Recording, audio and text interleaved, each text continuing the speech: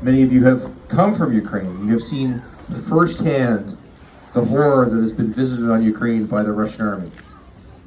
And you have felt that personally, either yourself or through the eyes of loved ones, or because your heart is extended to the Ukrainian people.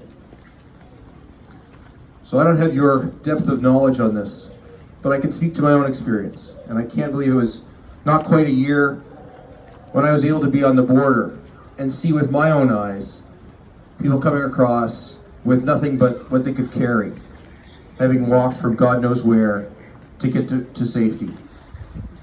And I had the privilege to be at the Unicorn Clinic with a small girl who was celebrating her 3rd birthday. And just days before, she had been in a hospital getting cancer treatment in Ukraine, and that hospital had been shelled by Russians. And now she was taking shelter on her way to Canada, on her way to sick kids, and celebrating her 3rd birthday. And I'll tell you, it's incredible how resilient children are. You hear the happy voices of children here, and she didn't really know what was happening, but you could see in the face of her parents the stress and the horror and the trauma that they had been through. And it's incredible that we're here tonight, appropriately at the seat of democracy in New Brunswick, the New Brunswick Legislature. And right now, in cold weather like this, there are Ukrainian troops on the front line, facing these kinds of conditions in trenches like we faced 100 years ago, and they are out there tonight fighting. And that is the front line of democracy. And we need to support that. Canada needs to do everything we can to support the Ukrainian people, the Ukrainian army, and the war effort.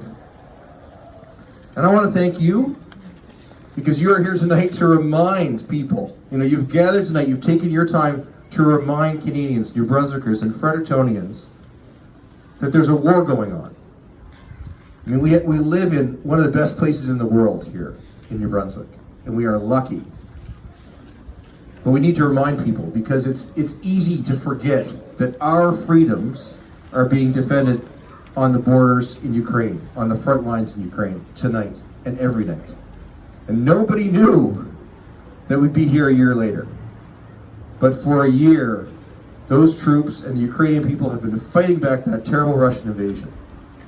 And so I just want to say thank you to all of you for coming out tonight and helping to do your part to remind Canadians of the importance of what's happening in Ukraine and what we need to do to contribute. Thank you very much. Thank you.